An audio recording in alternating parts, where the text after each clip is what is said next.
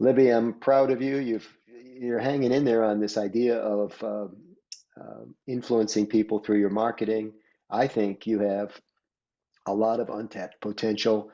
We're waiting for the right product. We're waiting for the marketing connection.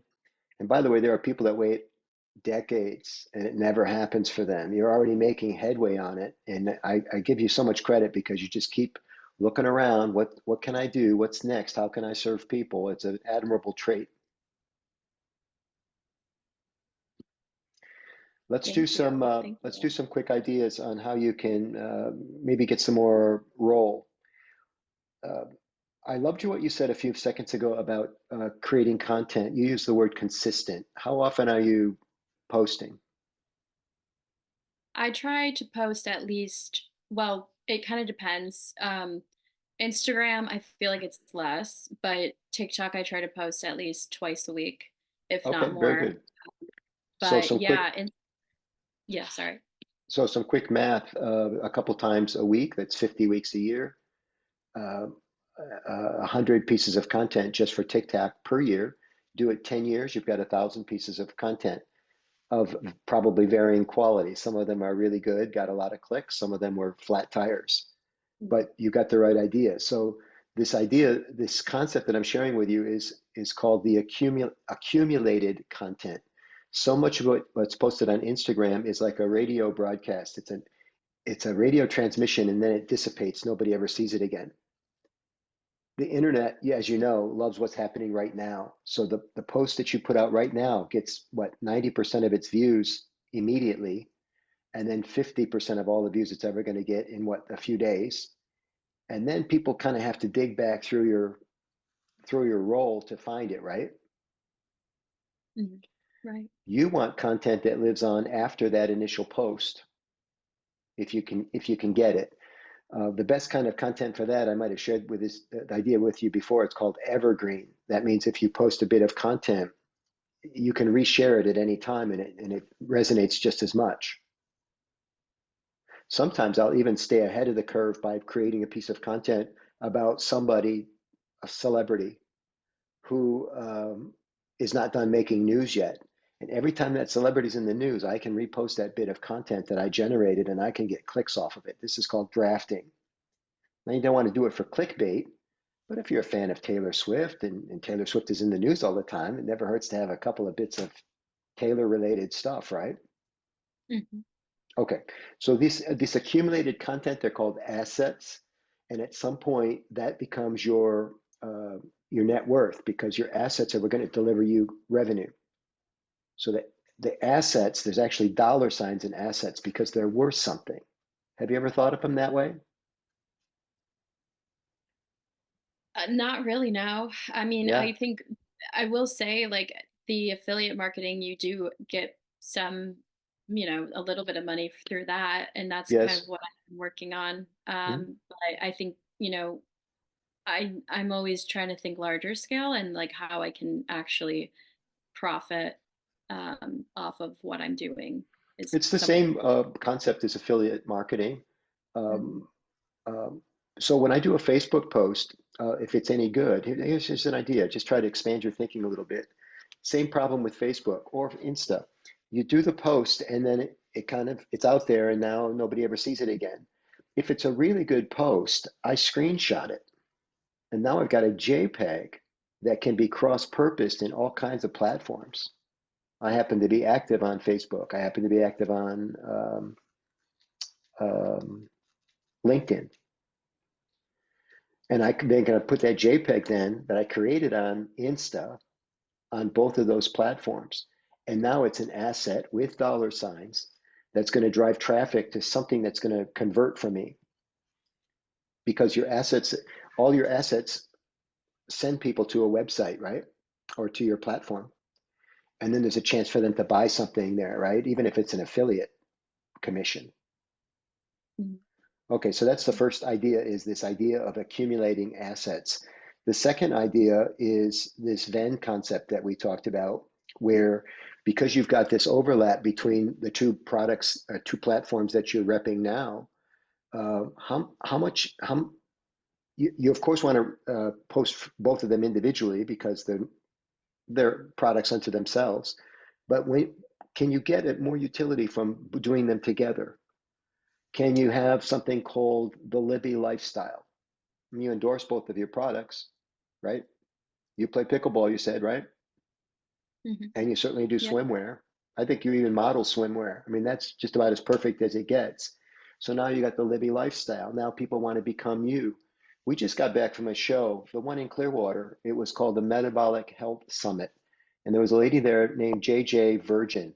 That's her real name, apparently. Virgin. You can Google her up.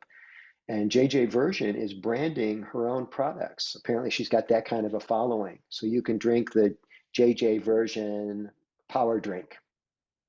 Well, it's the power drink made by Gatorade or whoever. They just it's what's called white labeling. So JJ can put her name on it. Now it's hers, right? Get it? Hmm. Now you'd never Yeah. do this until you could scale, but I see you doing that in the next 5 years, easy. Thank you. So That's the that's this. goal. Yeah, Yeah. that's the second thing now. So what could that third product be? Is it a drink? Is it makeup? Is it what's the next little piece of your empire that you're putting together? So that's the second idea. And then the third idea, and I don't know how easy this will be for you because you got a day job and you got a lifestyle and things you like to do. I know you're a big family person. Is that you've got to get out to some events where people can see you. Do you get Yeah. out to shows or anything? Yeah, I actually have an event this Thursday. It's at actually, well, it's at a med spa, but I'm gonna be the lady who runs the med spa. She reached out to me and she said she really likes our product. So, Okay. um, we're gonna be going to that and then hoping to get into more events in the future. Good, good. How many people will be at the Med Spa event? It'll be a good amount. It'll be, I mean, I know that RSVPs, I'd have to double check, but I know that she invited a good amount of people. So I'll have to double check on how many people actually RSVP'd, but I know Right. she was working on that. So Okay. yeah. So back to the word scale again, which means it takes just about as much energy to attend a 50-person event, 50, as it does to attend a 500-person event. You need to be at the bigger events because when you walk into that hotel looking like Libby Wilkie and also carrying the brands that you have and again, the Libby lifestyle walks into the room, everybody looks and sees it and says, I want to meet her. I want to know what she's doing. I want to know how I can help her. I want to know if she can help me.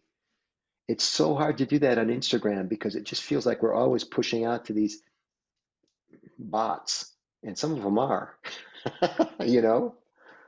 Yeah. But when you Yeah. meet a person in real, in the flesh, and you meet them and you shake their hand and you get their business card, something magical happens. And I think a lot of um, people are trying to do too much online and they're not doing enough in person. Like even this event we went to in Clearwater, there were 600 people there, and we made all kinds of connections. We Nice. joked because Renee had registered for the event. She's going to go to all the classes. I was not registered. I was at the hotel bar. I think I told you that. And and we went to dinner on the last night, and there's four people around the table. I'm here, then Renee, then another couple joined us, a man and a woman on the other side. So I'm like 3 seats away from the woman. And Renee turns to talk to the guy, and she always does a deep dive with whoever she's talking to. If she starts talking to somebody else at the beginning of a meal, I know I'm not going to see her until dessert.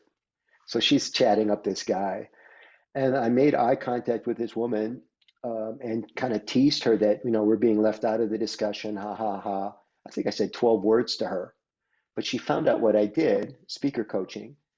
And she told me after the dinner she wanted my card. I gave it to her. She texted me before she got home, did a quick breakthrough call, and signed on with my program, the same one you were in. And I had only spoken 15 words to her. And that never would have happened if I had emailed her, friended her on LinkedIn, anything online. She had to be in the room with me to get it. That's the case I'm making here for in-person stuff. Now, in-person stuff is expensive. but it's a good way. You've also got product, and you've got some sort of budget now, a marketing budget, and sometimes you can just attend an event. You don't have to actually exhibit and man a booth or anything. Believe me, if you just start walking the hallways, people are going to ask you what, and you got a lanyard on, a name badge. They're going to say, "What are you doing here? What's your story?" And then you get good at yakking it up, and before you know it, you got people clicking on your site. You could do that, right? Absolutely. Yeah. All right. Yeah. Yeah, I think, starting out, just getting to as many events as possible locally and connecting that way, and I think with my former job when I was in the publishing industry, I went to a lot of events through that, which was really helpful and nice, and I met a lot of people locally. So I think just kind of, figuring out not only just Naples, but outside of Naples as well. So I can kind of, build the brands and continue to build them. That's it. Um, and I believe in you. I know you got a lot to offer, and I know that you're going to be able to work this out.